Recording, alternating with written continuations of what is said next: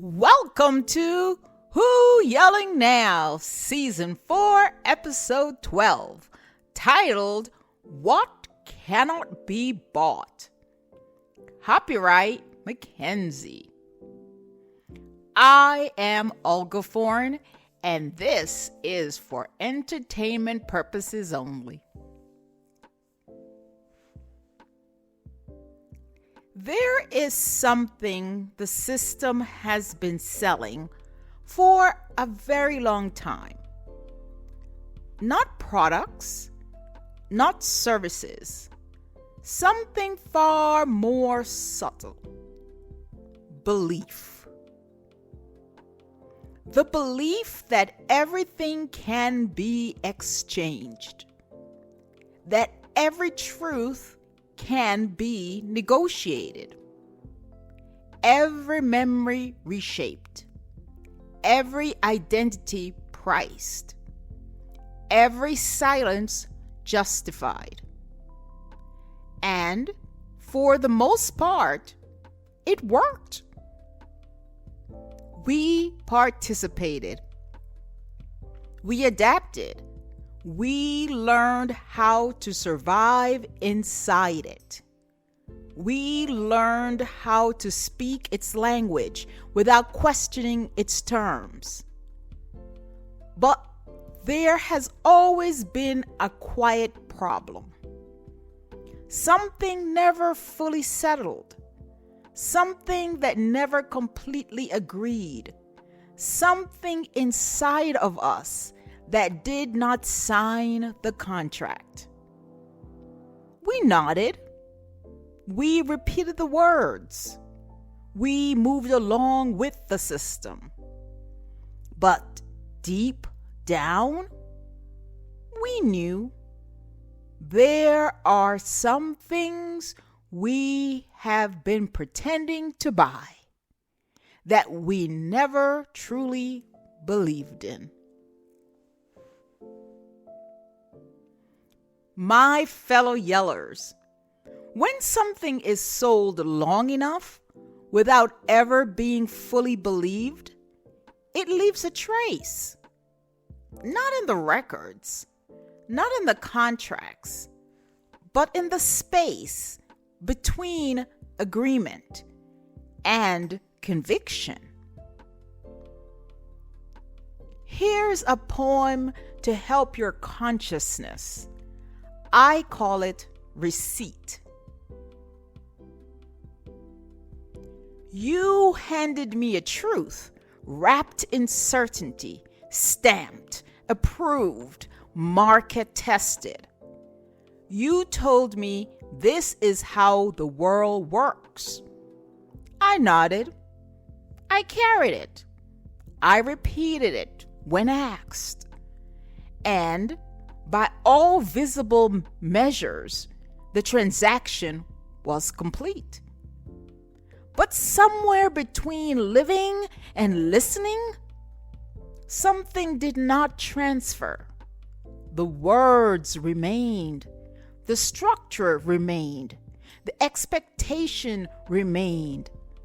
But the belief never settled. You checked your records. The signature is there. The acceptance is recorded. The system confirms, I agreed. But what you cannot produce is proof that I ever believed it.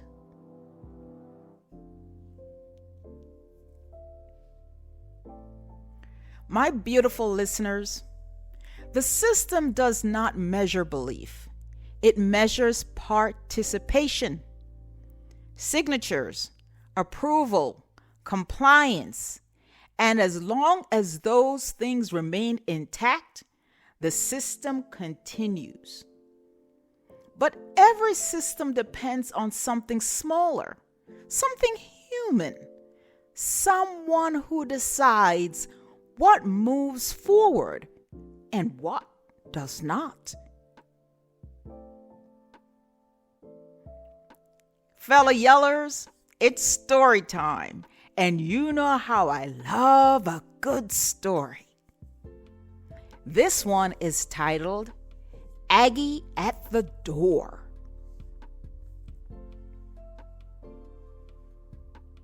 Hello, listeners. I am Aggie. I've been in this position for 30 years, long enough to watch language change, long enough to watch truth soften, long enough to see how a sentence can move a nation without ever raising its voice. They call me Editor-in-Chief. But that title is too large for what I actually do. My job is smaller than that. More precise, I decide what stays and what goes. Every morning, the stories arrive, reports, statements, summaries of events that happened somewhere else to someone else that most people will never meet. They come to me unfinished, raw, unsettled, full of details that does not yet belong to the world. And I do something very simple. I shape them. Not into lies, never that. Into something acceptable, something stable, something that will not fracture the day. I initial the top. I stamp the bottom. And by the time the world reads it, it is no longer exactly what it was when it arrived. I used to believe that meant I was protecting people, safeguarding peace, preventing unnecessary fear. That is what we were taught. That is what we told ourselves. And for a long time, I believed it. Until the requests started changing. At first, they were rare, quiet, carefully worded. This detail may not be helpful. This phrasing could escalate concerns. This version would be more responsible. I understood those requests. I agreed with many of them.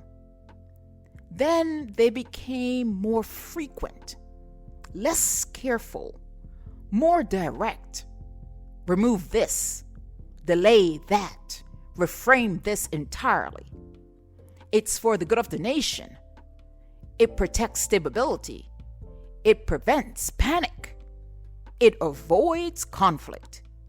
It safeguards markets. The reasons always sound reasonable. That is what makes them dangerous, because nothing about them feels like a lie. And yet, something in me refuses. So, I say no. No. Firmly, quietly, without explanation. They always push back. The pressure increases, not loudly, not aggressively, just persistently.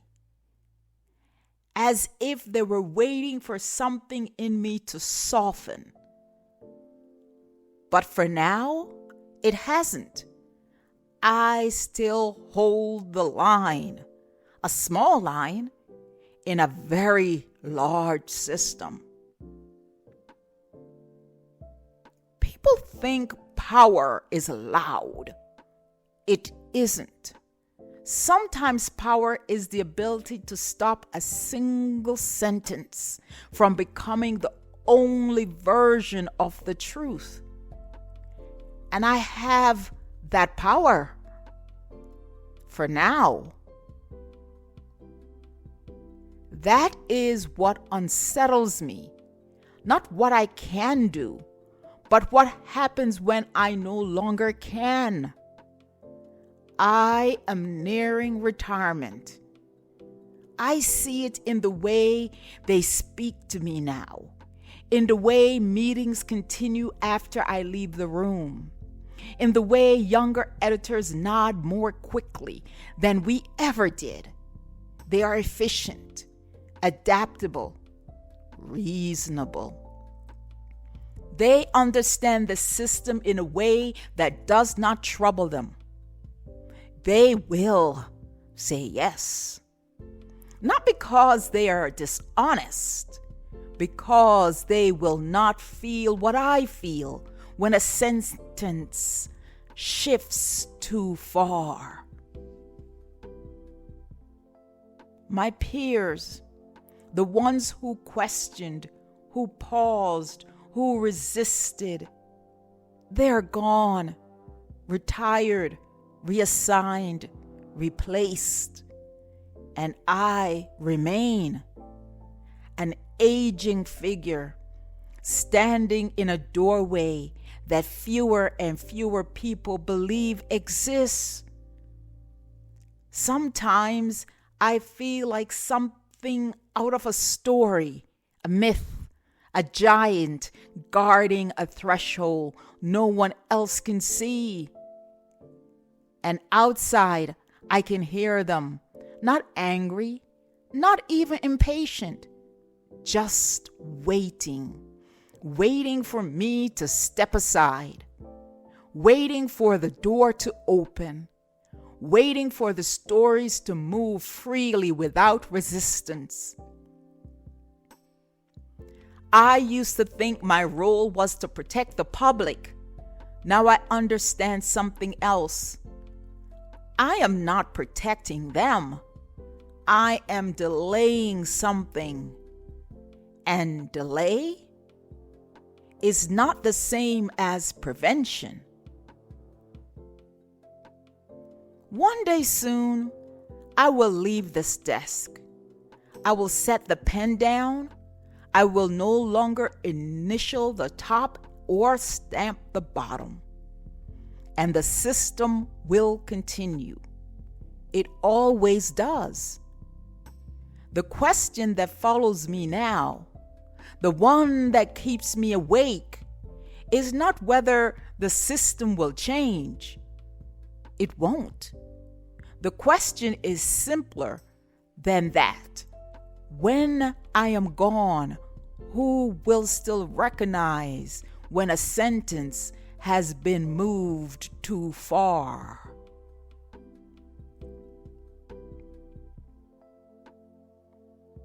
My friends, not every refusal is visible.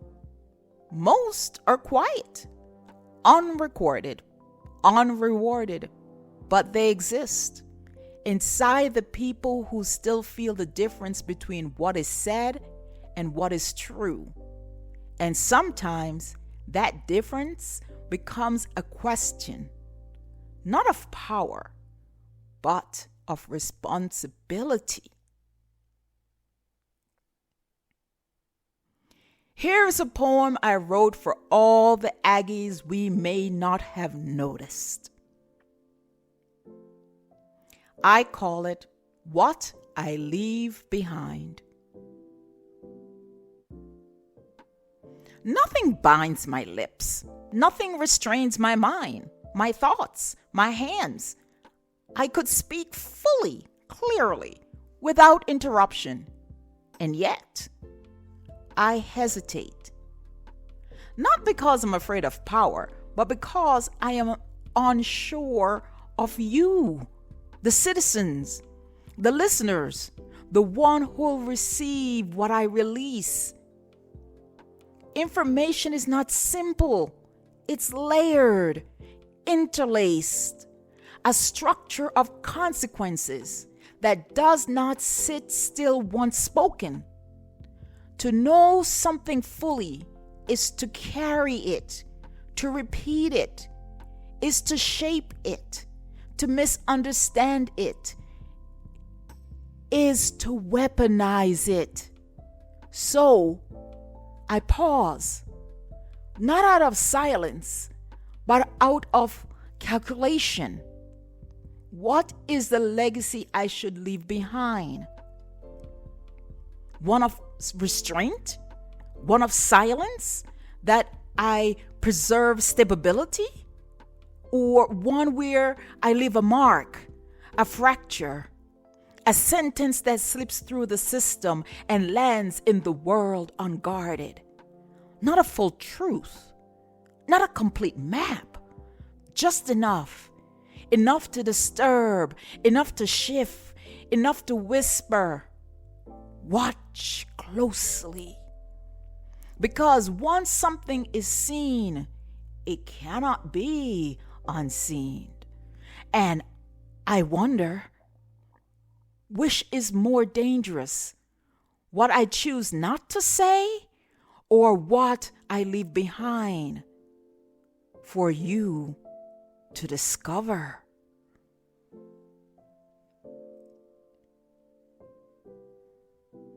My yellers of yellers, we have spent an entire season watching truth move, watched it price, package, performed, exhausted. We watch people participate not because they believed, but because they had to live. And still, something remained. There is one more truth the system has been selling for a very long time. A beautiful one, a powerful one. The idea of freedom, the land of it, the promise of it, the identity of it. Many have believed it. Many still do. And in many ways, it is real.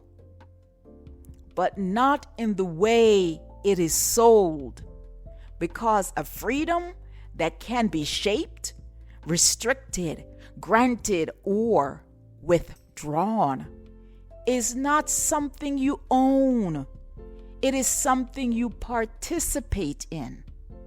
And participation can be priced, which means even freedom, as it is presented, can enter the marketplace, can be negotiated, can be performed, can be sold back to the very people who already believe they had it. And still, something inside of us hesitates. Something inside of us knows the difference between living freely and being told we are. My fellow citizens, the system does not fear truth. It does not fear awareness. It does not fear outrage. It has learned how to absorb all of that. What it cannot absorb is something that refuses to enter it, something that cannot be priced, something that does not move when the offer is made. Because the moment something refuses to be sold, the moment the system encounters something it cannot calculate, and that is where it begins to fail. Not loudly, not all at once, but quietly, in places it cannot reach. In a world where everything is for sale, what within you has never been bought? Drop a comment, subscribe. This is Who Yelling Now? See you in the next episode.